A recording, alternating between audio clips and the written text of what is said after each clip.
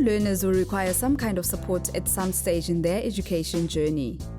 Educators might encounter learners who require more structured support that they're not able to provide in the classroom on their own. The purpose of this short film is to introduce the individual support planning process, as it is provided for in the screening, identification, assessment, and support policy. We will explore how to draw up an ISP, who is involved in the process, and when it is appropriate to do so. The CS policy is aimed at improving access to quality education for vulnerable learners and those who experience barriers to learning. It envisages a phased approach to screening and identifying barriers to learning and to providing support for learners. When a teacher is concerned about a learner, a process should be followed to ensure the learner is receiving the support required in order to participate meaningfully in learning. This process should look at the learner's needs holistically and involve multiple role players, including the parent.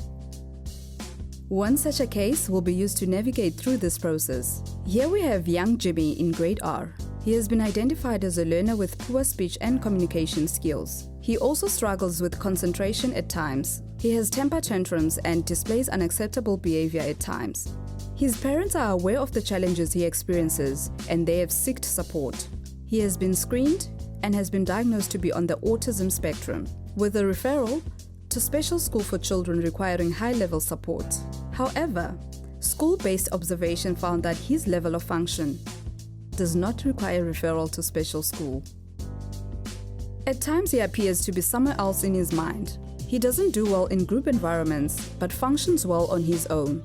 He doesn't like changes in the program of the day and needs a daily routine. He's low functioning in some areas, and in other aspects he has normal abilities. His teacher has tried all avenues to support him. She has done classroom interventions by drawing up a teacher individual intervention plan.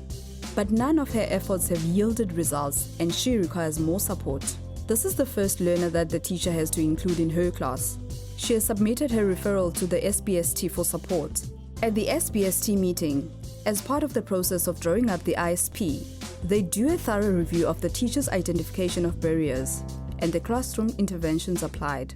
In order to ensure that the correct identification of barriers to learning has been done and all interventions applied have been exhausted, discussions then lead to exploring other avenues and strategies for support. Components of the ISP that need to be considered in these discussions are area of intervention. In the case of young Jimmy, there are various areas requiring intervention: behavior, communication, and learning. Target to be achieved. Here, it is important to be specific about what it is we seek to achieve by providing the said support. Strategies of intervention. Here, we need to indicate which strategies we will implement to support the learner, who the responsible person would be, time frame, or review date. It refers to the period in which we intend to offer the support and review the effectiveness of the strategies implemented, report on progress made, or review. The SBST will need to review the ISP to check progress made and following steps to take.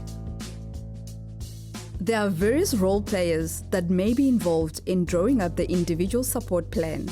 The SBST, permanent members as well as co-opted members, with expertise relating to particular learning needs. The class teacher. Parents of the learner. Parents are often not included in the ISP process, yet they should be. The learner, where relevant. It is important to ensure that all stakeholders that can contribute are included. The ISP is a way of coordinating and planning for support for an individual learner. The benefits of such an ISP is focus on holistic individual support needs, establishment of reviewable targets, and an overview of the support.